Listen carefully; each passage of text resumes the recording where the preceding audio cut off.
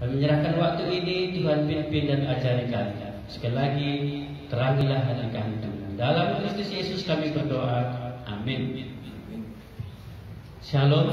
Shalom. Apakah kita pernah bersungut-sungut? Pernah ya. Tampaknya hari-hari kita ini juga kita bersungut-sungut. Ya, kita pikir cerah, tiba-tiba hujan. Ya, kita pikir hujan, malah cerah, ya tidak hujan. Nah, ada banyak hal yang membuat kita bersungut-sungut. Sungut-sungut itu biasanya sebuah ocehan di mulut kita yang sebenarnya berasal dari hati. Apa yang sebenarnya terjadi sehingga kita bersungut-sungut? Nah, kita akan merenungkan bersama-sama dari firman Tuhan yang sudah disiapkan dari Yohanes pasal yang ke-6. Yohanes pasal yang ke-6.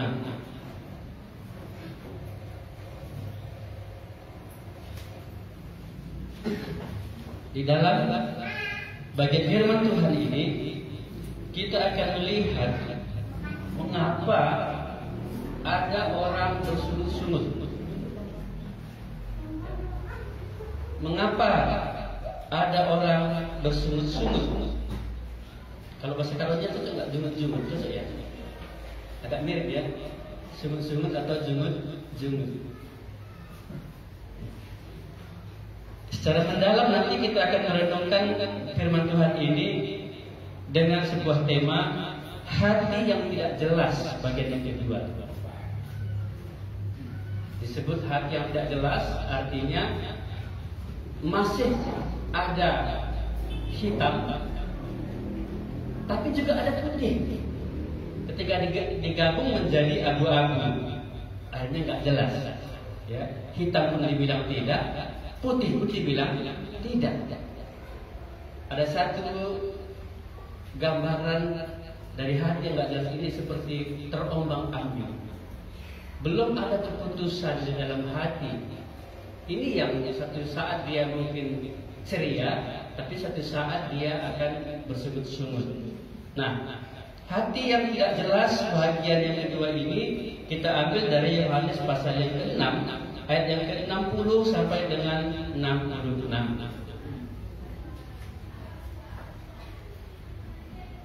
Kita sedang mempelajari tentang diri kita.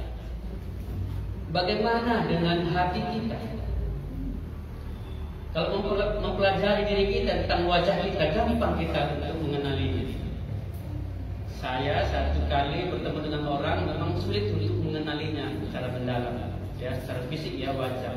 Tapi kalau sudah 2 kali, 3 kali, apalagi berulang-ulang ketemu, gampang saya mengingat wajahnya. Tapi kalau bicara soal hatinya, mungkin sudah 10 kali bertemu susah untuk mengerti hati. Karena hati bagian terdalam. Ia dari perkataannya, dari perbuatannya, dari pikiran-pikirannya, ya, ide-idenya, mungkin lebih mudah dipahami tentang hatinya. Tapi butuh waktu yang panjang untuk hal ini. Ya, kita akan diajari oleh firman Tuhan bagaimana kita mengenali hati manusia. Ada hati yang gelap, hati yang dikuasai kegelapan, hati yang dikuasai dosa. Yang kedua ini ada hati yang tidak jelas. Mengapa tidak jelas? Oh, dia sudah beragama. Itu yang kita pelajari kemarin. Dia sudah punya kitab suci. Dia punya bait suci. Dia punya kota suci. Yerusalem itu ya. Dia punya hari raya suci, Paskah itu. Pasal 2 ayat 13 kemarin. Pada hari raya Paskah, Yesus pergi ke Yerusalem dan di bait suci didapatinya mereka. Ternyata statusnya sebagai orang Kristen atau orang beragama atau orang yang dikatakan dia punya hal-hal yang suci, tapi di dalam hati ada yang keliru, ada yang tidak suci. Nah, ini yang dikatakan hati yang tidak jelas. Di luar nampak ceria, tapi di dalamnya berat sekali. Ya. Ini ciri yang tidak jelas. Dia mengaku mengenal Allah, percaya kepada Allah, tetapi dia tidak satu ide dengan Allah. Dia tidak paham dengan konsep Allah. Dia sering berseberangan dengan firman Tuhan. Ini saya katakan hati yang tidak jelas. Bahkan kalau kita melihat lebih jauh hati yang tidak jelas ini, bagaimana mereka percaya tapi Tuhan sendiri tidak mempercayakan dirinya kepada mereka. Tuhan tidak ada mengaruniakan apa-apa kepada mereka. Percaya mereka percaya tapi Tuhan nggak buat apa-apa.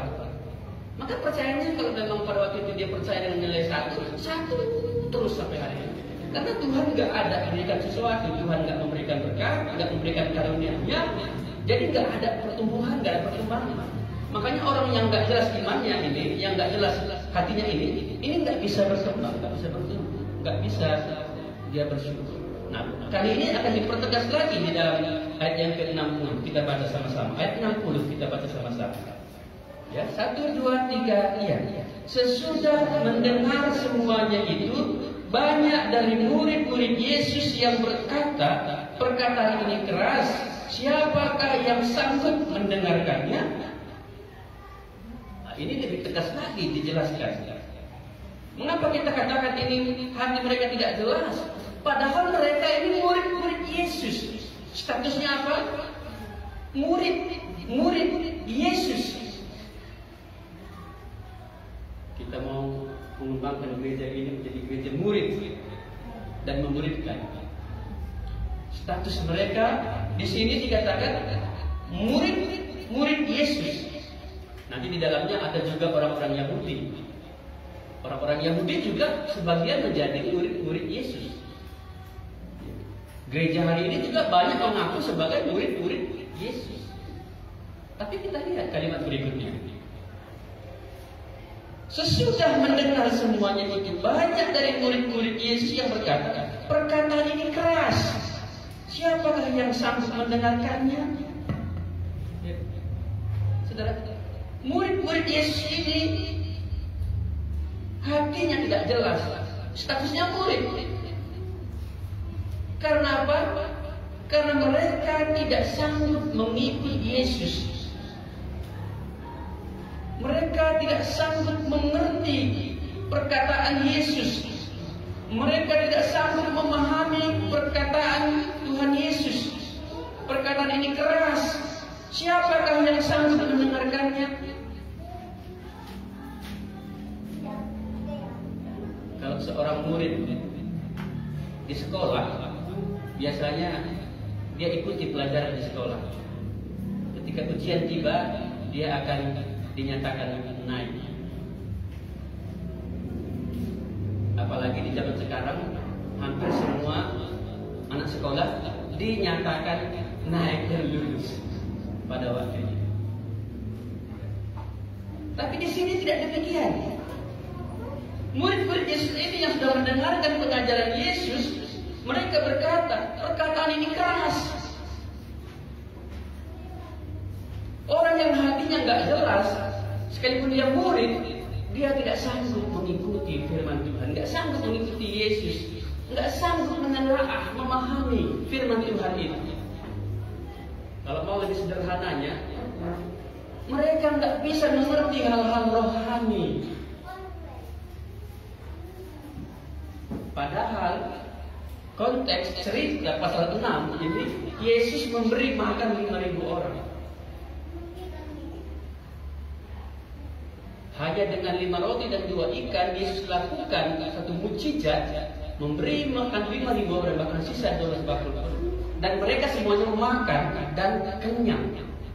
Ada juga makan tapi nggak kenyang ya, tapi ini kenyang.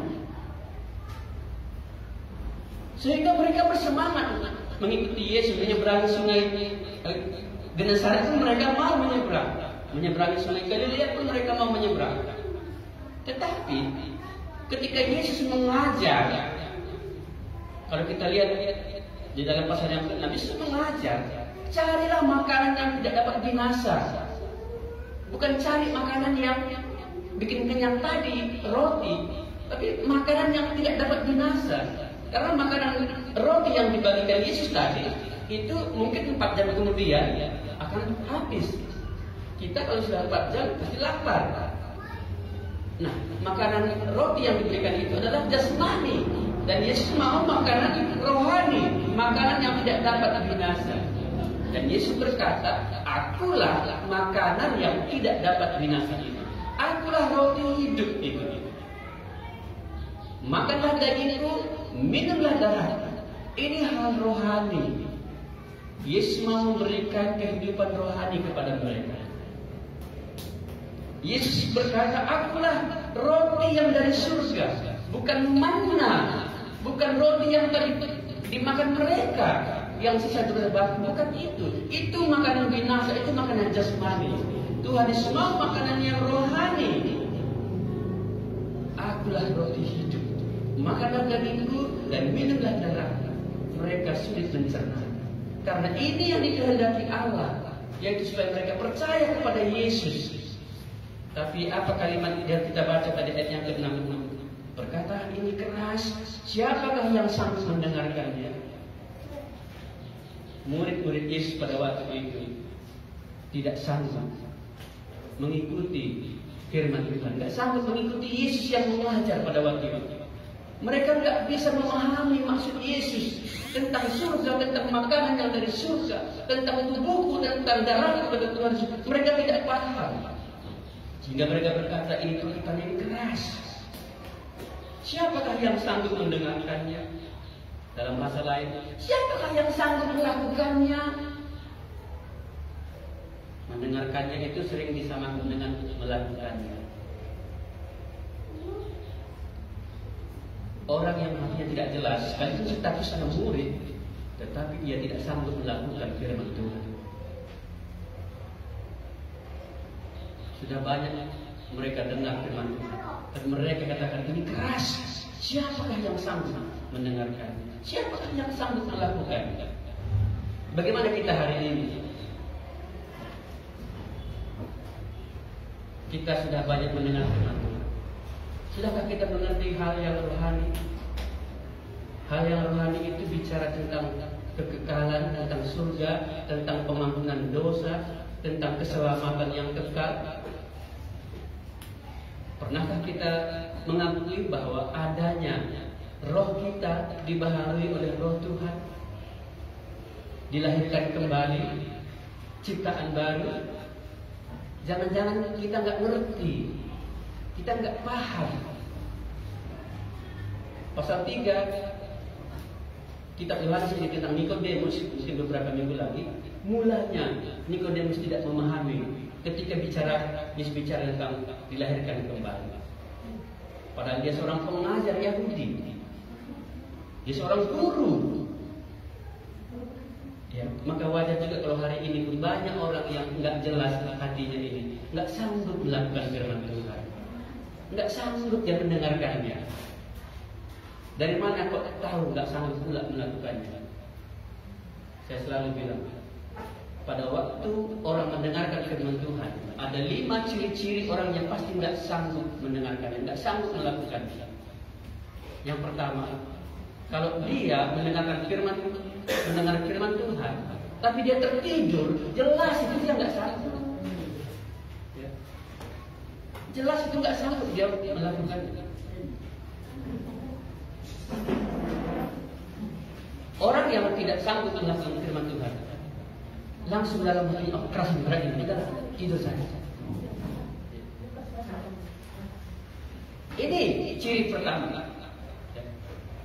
Kalau kita lihat yang kedua, biasanya kalau orang yang nggak sanggup melakukannya itu, yang hatinya nggak jelas itu, biasanya begitu dia dengar firman Tuhan, maka dia akan bikin kegiatan lain.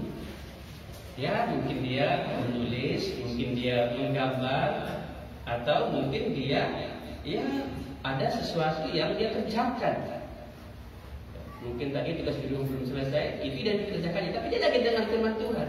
Itu menggambarkan dia nggak sanggup melakukan firman Tuhan. Hatinya langsung mengatakan, ini keras, ini nggak sanggup, berat. Maka dia bikin kegiatan lain. Yang ketiga, kalau mau tahu bagaimana tahu caranya orang nggak sanggup melakukan firman Tuhan, Pada waktu dengar firman Tuhan itu saja pun dia terganggu. Dia terganggu. Mungkin suara HP berderik, mungkin suara klakson motor, mungkin petir. Bisa saja terjadi ada jatuh durian. Kalau ada durian, langsung hal-hal seperti itu membuat dia nggak mengerti firman Tuhan. Itu menggambarkan orang itu nggak akan sanggup melakukan. Dia akan mudah terganggu. Konsentrasi 1 menit, 2 menit gagal. Nanti saya sebutkan mengapa hal-hal ini terjadi. Yang keempat, pada waktu mendengar firman Tuhan, sesungguhnya dia nggak sanggup melakukannya. Maka itu dia pergi jalan-jalan atau dia pergi keluar. Mungkin dia menggeserkan badannya, mungkin dia kahayan, apa itu bahasanya saya menguap. Itu menggambarkan sebenarnya dia itu nggak sanggup melakukannya.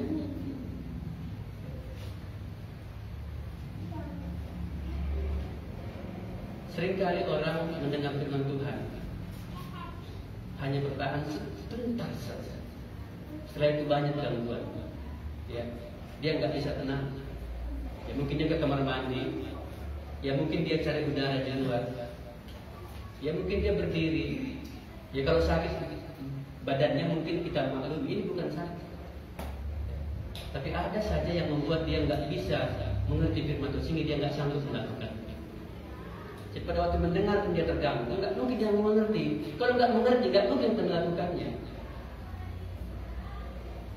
Dan yang terakhir, biasanya orang nggak sanggup melakukan firman Tuhan karena pada waktu mendengarnya dia sudah ketahuan. Pada waktu mendengar itu, dia akan membuat satu keputusan, memikirkan hal-hal yang lain. Pikirannya bukan di sini, tapi di sana. Mungkin dia memikirkan tentang bola, mungkin dia pikirkan tentang laga, mungkin dia pikirkan tentang uang, atau mungkin dia pikirkan tentang alat-alat kosmetiknya, atau mungkin alat-alat elektroniknya. Banyak hal yang dipikirkan, sehingga waktu dia mendengar firman Tuhan dia nggak ngerti, dan nggak mungkin orang melakukan apa yang nggak ngerti.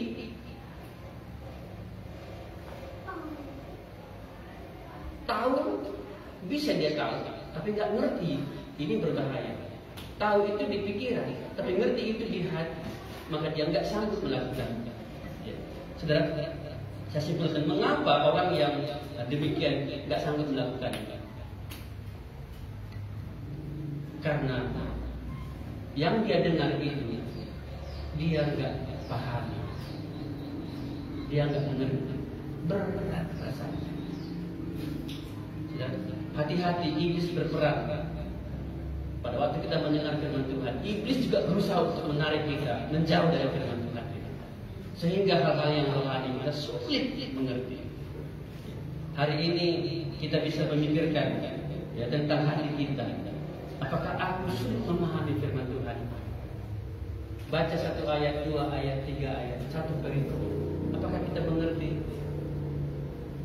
Kalau mengerti, kita pasti lakukan. Karena kalau kita mengerti inilah kehendak Allah, inilah yang Tuhan ingin. Aku mengerti itu. Ini yang Tuhan katakan. Tuhan perintah.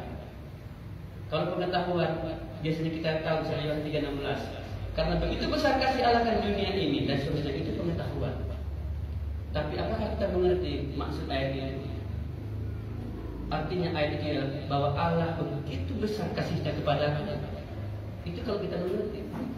Kalau kita mengerti bahwa Allah begitu besar kasihnya kepada kita, maka kita mudah untuk mengasihi, mudah kita melakukannya. Tapi kalau kita nggak mengerti firman Tuhan itu, kita nggak sanggup melakukan.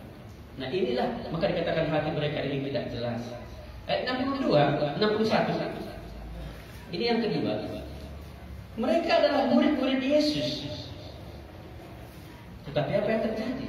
Yesus yang di dalam hatinya tahu bahwa murid-muridnya bersungut-sungut tentang hal itu, berkata kepada mereka, adakah perkataan ini mengguncangkan imanmu? Hati yang tidak jelas itu mudah sekali terguncang imannya, mudah sekali terguncang. mudah sekali dia bersungut-sungut, mudah sekali dia kecewa. Itu maka tadi saya katakan di awal, kalau orang bersungut-sungut itu ocehan di dalam mulutnya keluar dari hati, mudah terguncang imannya. Yesus tahu dalam hatinya bahwa murid-murid Yesus, murid-muridnya ini tadi bersungut-sungut tentang hal ini. Saya nggak tahu bagaimana saudara pernah bersungut-sungut, ya. Tapi Alkitab memberitahu kita hari ini, Yesus tahu dalam hatinya. Orang ini, murid-murid ini bersungut-sungut, dan mereka terguncang imannya. Adakah perkataan yang menggoncangkan iman-iman? Orang yang hatinya tidak jelas, gampang sekali terguncang imannya. Gampang. Begitu dia dilihat orang aja bisa langsung marah. Loh, orang baru lihat dia loh, belum ejek dia, baru lihat aja udah marah, gitu loh. Apalagi orang nggak nengok dia, makin marah. Jadi tengok yang salah, nggak tengok yang salah. Kita ngomong, orang lain nggak dengar, kita marah. Gitu loh.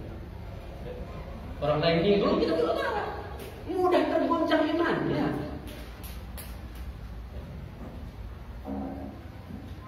Orang-orang Yahudi ini atau murid-murid Yesus ini, mereka bersungut-sungut, mereka mudah terguncang imannya. Ya. Saudara, orang yang bersungut-sungut adalah orang yang sulit sekali bersyukur. Sulit sekali bersyukur. Orang yang sulit bersyukur saya kasih 5 ciri. Kalau tadi 5 ciri orang sulit mengerti firman Tuhan, ini 5 ciri orang yang yang tidak bisa bersyukur, sulit bersyukur. Saudara, ia tidak bisa berbahagia, sulit dia berbahagia atas segala situasi. Orang lain bahagia, dia sulit bahagia. Harusnya kalau orang lain bahagia, dia bahagia dong. Ya. Tapi orang lain bahagia, dia malah bahaya rasanya. Hawanya itu loh. Orang ketawa biasanya dia juga bersyukur, tapi dia malah nggak terima orang lain bahagia. Makanya orang yang tidak bisa bersyukur, dia sulit untuk berbahagia. Dalam bekerja, orang yang sulit bersyukur, dia akan bekerja tanpa ada sukacita mengerjakannya. Dia sulit untuk berbahagia, sulit bersukacita.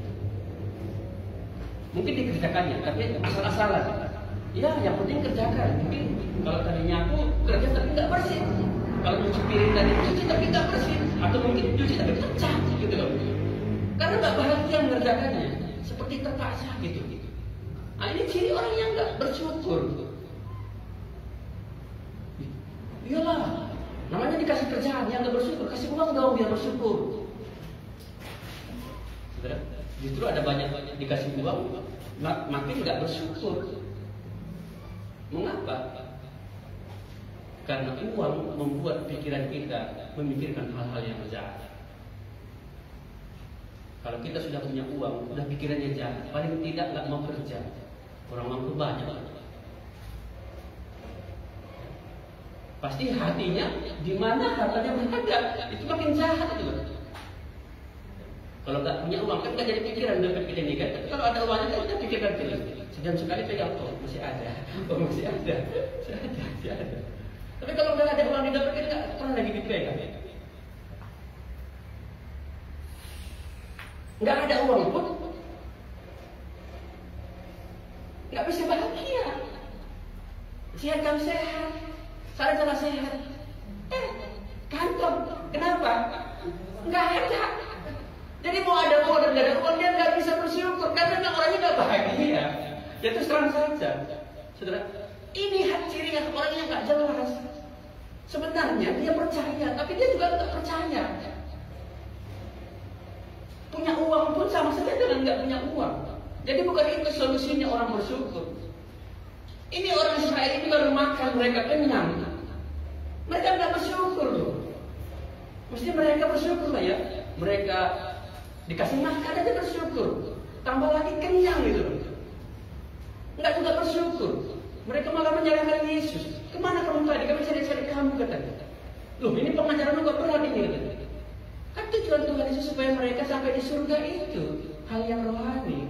Tujuan Yesus bukan memberi makan mereka dan mereka kenyang. Bukan itu tujuan, itu hanya langkahnya saja. Kan bukan soal makanan yang bikin orang bahagia, bikin orang bersyukur, bukan. Bersyukur itu lebih daripada itu. Yang kedua, ciri orang yang sulit bersyukur, biasanya dia nggak ada bertumbuh rohaninya, gitu-gitu aja. Dia nggak maju-maju. Kalau dia mengerjakan pekerjaan, misalnya nyangkol 2 meter nggak maju-maju, gitu-gitu aja. Kenapa gini-gini ya? Nggak maju-maju. Dari tahun ke tahun bajunya itu aja. Ini orang, ya. Ciri orang ini nggak maju. Dari waktu dia percaya sampai dia hari ini percaya, dia imannya gitu-gitu aja. Ya, 5, nilainya 5 terus, nggak bisa bertumbuh. Ya kalau kita nanam padi saja, misalnya padi kita gitu-gitu aja, nggak besar, ya, nggak berbunga, ya, layar rumpah, nggak berbuah, ya pasti kita bersyukur. Itu pasti kita nggak bersyukur, gitu. Pasti kita katakan, oh ini nggak bertumbuh. Bagaimana kita puas melihat ladang kita semuanya pada warna kuning. Ya, kalau kuning jadi buahnya mendingan ya, daunnya pun masih kuning. Bagaimana bisa bertumbuh itu? Orang yang tidak bisa bersyukur itu dia nggak bisa bertumbuh. Yang ketiga, mengapa orang sulit bersyukur? Karena nggak ada sesuatu yang menguatkan dia, yang menghiburkan dia. Nggak ada kekuatan rohani. Makanya dia nggak bisa bersyukur. Saya bandingkan berkat Tuhan dengan usaha kita. Kita dapat uang 10 juta, usaha kita. Dengan berkat Tuhan 10 juta, maka yang berkat Tuhan membuat kita bersyukur. Akan menguatkan dia, akan menghiburkan dia. Tapi kalau usaha kita, apa kita bilang? Ya namanya kerja keras. Loh, mesti bersyukur dong dapat 10 juta. Tapi dia masih berkata, ini namanya kerja keras. Itu bukan bersyukur namanya, itu sombong. Itu sombong. Yang berkat dari Tuhan itu adalah kita bekerja seperti biasa, tapi kita dapat lebih. Nah, ini yang dikatakan berkat. Tuhan memberikan itu, dan akhirnya berkat itu kita pergunakan untuk memberkati orang lain. Dan yang kelima, bedanya berkat dengan usaha kita. Kalau usaha kita nggak sulit untuk memberi kepada orang lain, sulit kita untuk memberkati orang lain. Sulit kita mengatakan ini aku senang aku dapat semalam berkat Tuhan. Kalau usaha sendiri kita sulit untuk memberi. Tapi kalau berkat Tuhan kita akan gampang memberikan. Karena Tuhan sendiri pun memberikannya kepada kita dengan cuma-cuma, maka kita pun bisa memberikannya dengan cuma-cuma. Itu yang kelima. Ada yang menguatkan, ada yang menghiburkan. Kalau yang kelima, orang yang bisa bersyukur, dia nggak bisa memberi, dia nggak bisa memberkati orang. Orang yang nggak bisa memberi, nggak bisa memberkati orang, itu sulit untuk bersyukur. Makanya semakin banyak kita memberi, sebenarnya semakin bersyukur kita. Mengapa? Itu menggambarkan berkat Tuhan ada kepada. Tapi saya mau yang keempat ini, yang keempat, yang kelima. Yang keempat, ciri orang yang sulit bersyukur. Ya, selain bahagia, bersukacita, dia nggak bisa bertumbuh, dia nggak dikuatkan, nggak terhibur. Yang kelima tadi sudah saya singgung, dia nggak bisa memberkati orang. Yang keempat, saudara, dia nggak ada dapat sesuatu yang baru. Dia nggak bisa bersyukur. Maka tadi saya katakan kalau dapat baju, ya setiap tahun itu aja bajunya, nggak ada yang baru, nggak membuat dia puas, nggak bersyukur. Firman Tuhan juga demikian. Kita nggak ada yang berkat, nggak ada sesuatu yang baru kita dapatkan. Kita nggak bisa bersyukur. Jadi itu ciri-ciri daripada orang yang sulit bersyukur. Jadi kalau dia bersyukur berarti dia bahagia, bersukacita, dia dikuatkan, terhibur, dia bertumbuh. Lalu yang keempat tadi apa? Ada yang baru yang dia dapat, dan yang kelima tadi apa? Dia bisa memberkati orang, gitu loh. Itu yang bersyukur. Tapi ternyata mereka nggak demikian. Mereka malah sebaliknya bersungut-sungut, nggak bisa bersyukur. Tapi saudara, saya yakin saudara sudah bisa bersyukur hari ini. Bisa bersyukur. Bahagia, dikuatkan, terhibur, bertumbuh saya. Ada yang baru dalam hidup saya, dan saya bisa memberkati orang. Mudah memberi, mudah mengampuni, mudah memuji orang. Ini orang yang bersyukur. Saudara, jadi yang kedua ini, mereka mudah tergoncang imannya. Mereka bersyukur. Mereka nggak bisa bersyukur. Nah, yang ketiga ayat yang dari 64 saya akan baca. Ayat 64, tetapi di antaramu ada yang tidak percaya. Yesus tahu pula ya, ada di antara mereka, di antara murid-murid Yesus itu yang tidak percaya. Bisa juga rupanya orang yang statusnya murid tapi juga mereka tidak percaya. Sebab Yesus tahu dari semula siapa yang tidak percaya dan siapa yang akan menyerahkan dia. Lalu dia berkata, sebab itu telah kukatakan kepadamu, tidak ada seorang pun dapat datang kepadaku kalau Bapa tidak mengaruniakannya kepadanya. Mulai dari waktu itu banyak murid-muridnya mengundurkan diri dan tidak lagi mengikut dia. Yang ketiga, saudara, sekalipun mereka murid-murid, Yesus tahu dalam hati mereka tidak percaya. Kata tidak percaya ini dalam bahasa aslinya beda dengan yang kita mengerti. Kalau kita mengaku percaya, biasanya gampang saja kita katakan, aku percaya dia, aku percaya bahwa Yesus itu Tuhan. Tapi tidak demikian dengan percaya dia. Yesus katakan tidak percaya itu adalah di dalam hatinya, di dalam pisteus, di dalam hatinya tidak ada Allah yang mengaruniakan iman. Jadi dia percaya bukan karena Tuhan yang membuat dia percaya, tapi dia percaya karena dia bisa, karena dia tahu, karena dia mungkin berpengalaman. Percaya dari diri sendiri, lebih condong mungkin kita katakan pede, percaya diri. Tapi percaya yang sebenarnya percaya yang dikaruniakan Allah. Percaya oleh karena diri sendiri, usaha sendiri, itu tidak bertahan lama. Kepercayaan orang pada diri sendiri umumnya dia hanya bertahan sebentar saja. Makanya ayat 66 itu mereka mengundurkan diri karena ketahanannya sebentar. Tapi kalau percaya karena dikaruniakan Tuhan, karena iman, maka kepercayaannya itu menjadi kuat teguh. Tuhan ada bersama-sama dengan dia, sehingga dia bisa bertahan setia dalam kepercayaannya. Faithfulness itu dalam bahasa Inggris itu kesetiaan. Artinya faith itu iman, percaya yang dari Tuhan, maka dia bisa setia. Tapi kalau percaya dari diri sendiri, dia percaya sebentar saja. Perumpamaan penabur yang digambarkan Yesus tentang penabur yang berbatu-batu dan yang diruntuh duri, itu menggambarkan ciri orang yang percaya sebentar. Begitu datang kesulitan, ketika datang tantangan, dia langsung mundur, bahkan bisa mati. Saudara, ini menggambarkan hati yang nggak jelas. Kalau yang di pinggir jalan itu sebenarnya gelap ya. Begitu ditaburkan datang burung-burung langsung hilang. Ya. Tapi yang dua berikutnya itu adalah yang di tanah yang berbatu-batu dan yang berumput duri, itu hati yang nggak jelas. Mungkin dia percaya sebentar saja. Kenapa? Karena kepercayaannya tidak dikaruniakan, tidak dari Allah. Maka hari ini kita perlu koreksi percaya kita. Bisa bukan dari Allah. Kalau bukan dari Allah, pada akhirnya ia akan mengundurkan diri, ia akan mundur.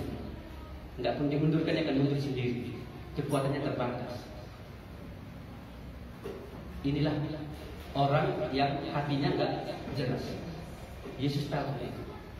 Jadi kalau hatinya enggak jelas seperti ini, sekalipun dia murid, ya, status tidak menentukan. Kalau orang karo ada lagunya, labu kulit menentukan isi. Gitu kira-kira ya. Ada lagunya ya, labu kulit menentukan isi. Kulitnya memang menjilid. Ya, murid-murid Yesus, gereja murid. Hebat kali di sini murid lainnya semua ya. Status, tapi hatinya di dalam hati-hati. Bisa saja dia tidak sanggup mengerti firman Tuhan ini. dia nggak sanggup menerima hal yang rohani. Bisa saja dia bersungut-sungut di dalam hatinya, dia sulit untuk bersungut, terguncang imannya. Bisa saja dia percaya tapi bukan dikaruniakan oleh Tuhan. Bisa, adakah orang seperti itu? Ada. Hari ini banyak orang Kristen bukan karena dikaruniakan Tuhan jadi Kristen, tapi karena dilahirkan dalam keluarga Kristen. Mengapa kamu ke gereja? Ya karena temanku juga di gereja. Mengapa kamu ke gereja? Ya karena pendetanya itu teman saya. Kenapa kamu di gereja? Ya daripada di rumah. Kenapa kamu ke gereja? Ini namanya orang Kristen. Kenapa kamu di gereja? Ada banyak alasan. Bukan karena dikaruniakan oleh Tuhan. Iman yang sebenarnya adalah dikaruniakan oleh Tuhan. Iman timbul dari pendengaran akan firman Kristus. Tapi hari ini banyak orang percaya bukan karena dikaruniakan, tapi karena orang tuanya Kristen, dia juga Kristen. Karena dia di sekolah perlu agama, agamanya paling gampang, enak sekali, belajarnya juga enak, makannya juga enak. Kalau seperti itu, ingat dia akan bertahan sebentar saja. Ia akan mengundurkan di ayat yang ke-6 itu. Mulai dari waktu itu banyak murid-muridnya, nggak semua ya, banyak murid-muridnya mengundurkan diri dan tidak lagi mengikut dia. Apakah saudara mengerti firman Tuhan ini? Kalau hati nggak jelas, dia akan bertahan sebentar saja. Akhirnya dia mengundurkan diri. Ya. Tapi Yesus tidak mau kita berlama-lama di sini. Yesus memberikan solusi. Kalau saudara mau keluar dari hati yang nggak jelas ini, ya, Tuhan Yesus berikan solusi itu. Kalau yang pertama kemarin Yesus bongkar bait suci itu. Dia bongkar, dia rombak bait suci itu. Kali ini Yesus berikan solusi. Tuhan sendiri nggak mau kita memiliki hati yang nggak jelas. Kita pun nggak mau sebenarnya. Tapi karena kadang-kadang kita nggak tahu solusi, kita nggak tahu bagaimana caranya. Kita pikir gini pun sudah beriman, begini pun sudah bersyukur. Padahal orang seperti ini dia nggak akan bisa diberkati, dia nggak bisa bersyukur. Dia nggak bisa bersyukur. Ya mungkin dia yakin diselamatkan, mungkin saja dia yakin, karena memang dia percaya katanya. Percaya Yesus dikuasai, percaya kami selamatkan, percaya. Tapi dia tidak akan pernah maju, dia nggak akan pernah bertumbuh, dia nggak pernah bersyukur, dia nggak akan diberkati. Maka pada akhirnya dia akan mundur, dia akan mati. Saudara, Yesus memberikan solusi kepada kita melalui ayat-ayat ini tadi. Ayat yang ke-62,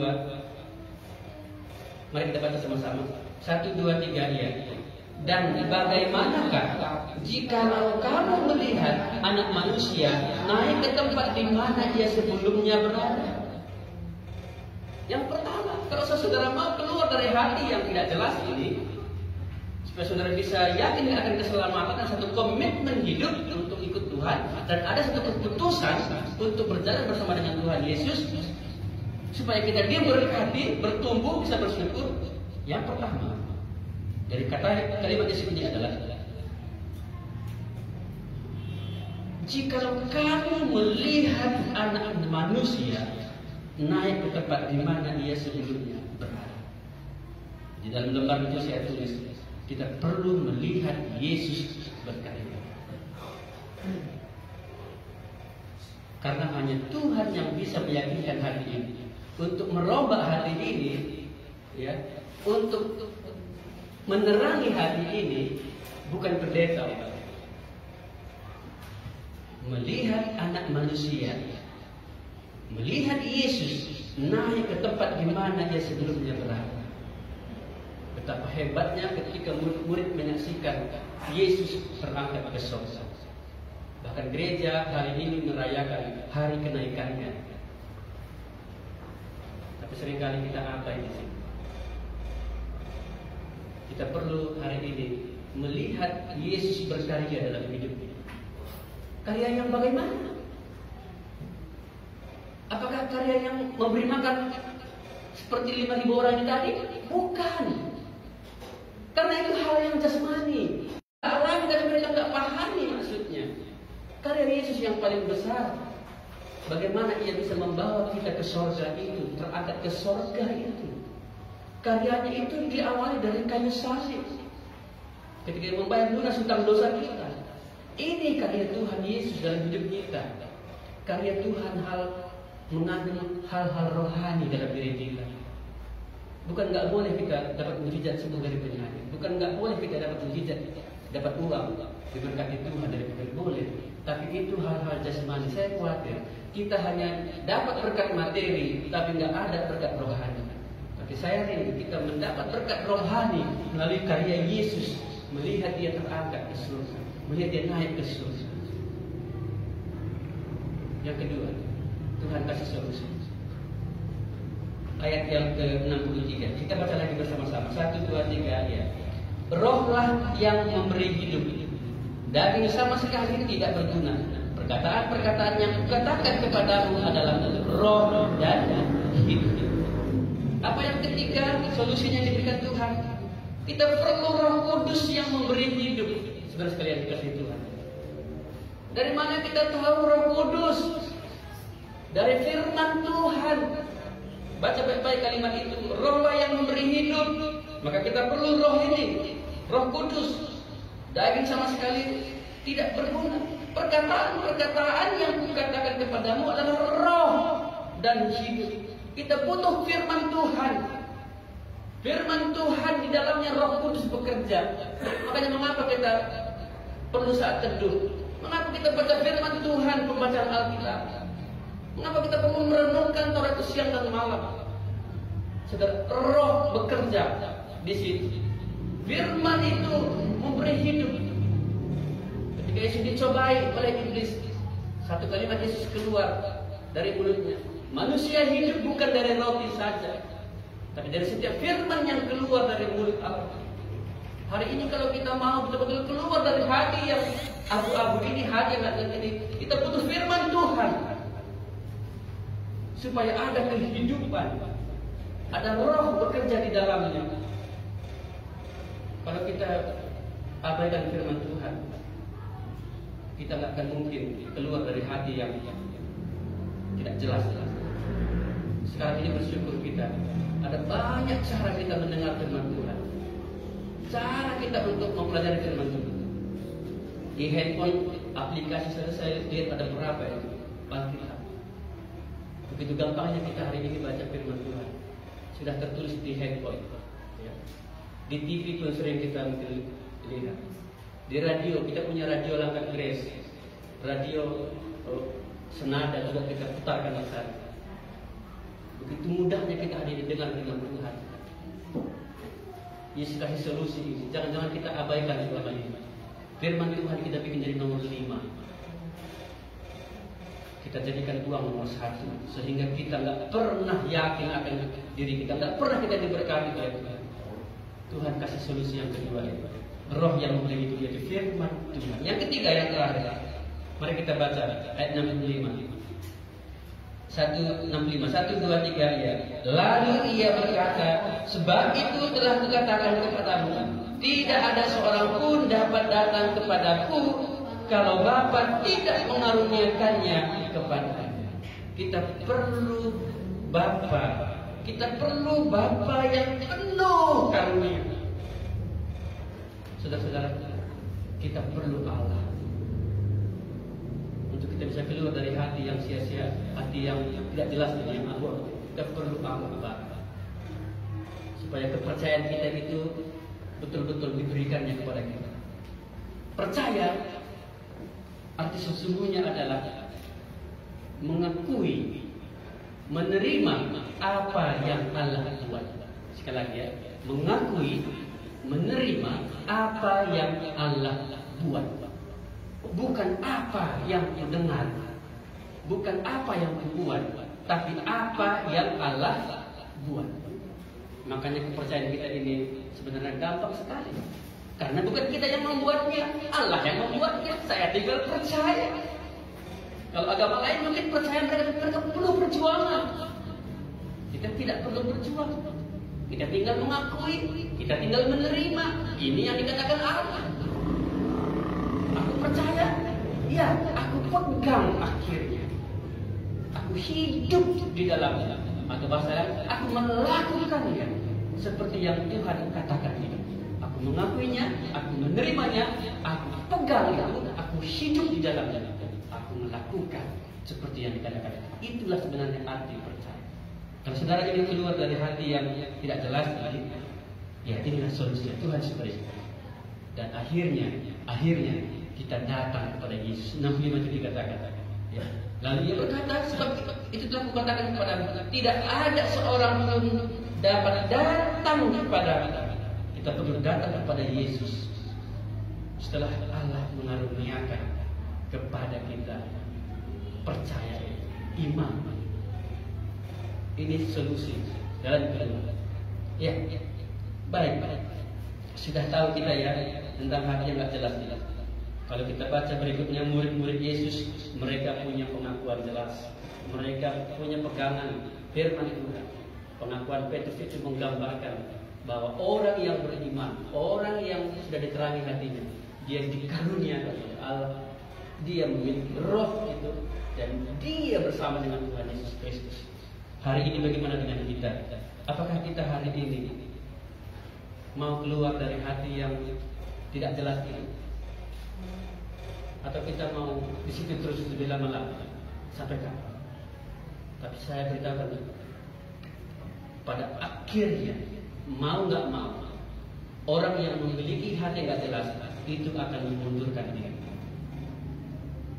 Mungkin dia bertahan sebentar, mungkin dia bertahan sebentar, tapi pada akhirnya dia akan memundurkan diri. Yang kedua, dia tidak akan diberkati lagi. Dia tidak akan diberkati. Karena itu dia tidak bisa bersyukur, dia tidak bisa bertumbuh. Saya harap gereja ini Tuhan siapkan kita menjadi orang yang bertumbuh, orang yang bersyukur. Tentu hatinya diterangi, tentu dia akan memiliki hati Yesus, hati yang berkuasa. Ya, kiranya firman Tuhan ini menolong kita. Mari kita merenungkan diri kita. Ya. Kalau kita memiliki hati yang tidak jelas ini, kita akan sulit untuk bersyukur, kita sulit untuk bertumbuh, dan pada akhirnya kita akan menyerah, mengundurkan diri. Tuhan mau kita keluar dari sini supaya kita maju, beroleh hidup yang kekal. Mari kita berdoa. Terima kasih Tuhan untuk firman-Mu hari ini. Roh Kudus mula yang menolong kami ketika mendengar firman ini, supaya hati kami diyakinkan, diterangi, sampai sungguh-sungguh kami keluar dari hati yang tidak jelas. Dalam nama Tuhan Yesus Kristus kami berdoa. Amin.